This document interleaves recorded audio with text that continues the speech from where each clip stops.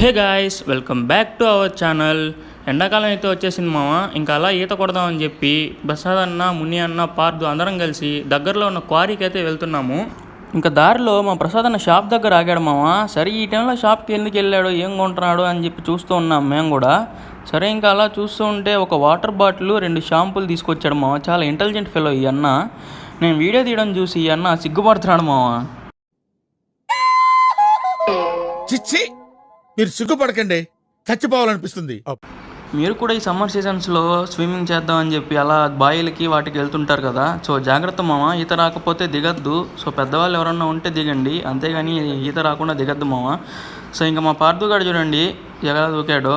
ఇంకా వాడికి ఈత వచ్చి మామ, ఇంకా దూకుతాడు వాడు. సో నెక్స్ట్ మా మురళీగాడు, అలాగే మళ్ళీ మా మురళీగాడు, ఇంకా మా పెద్ద గురువు మా ప్రసాద్ అన్న దూకుతాడు చూడండి మామ ఇప్పుడు. ఓహో, చాలా బాగా దూకాడు కదా మామ. మా ప్రసాద్ అన్న చూడరా, ఈత అనేది చాలా ఈజీరా, చూడు నేను ఎలా కొడుతున్నాను అని చెప్పాడు.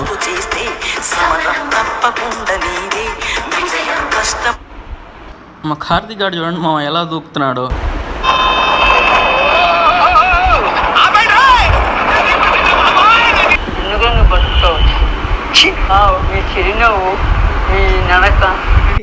ఓకే గాయస్, మీరు కూడా ఈ సమ్మర్ సీజన్లో ఇలా ఈతలకి అలా వెళ్తుంటారు కదా మామ. సో జాగ్రత్త మామ, ఈత వచ్చేనే దిగండి నెలల్లోకి.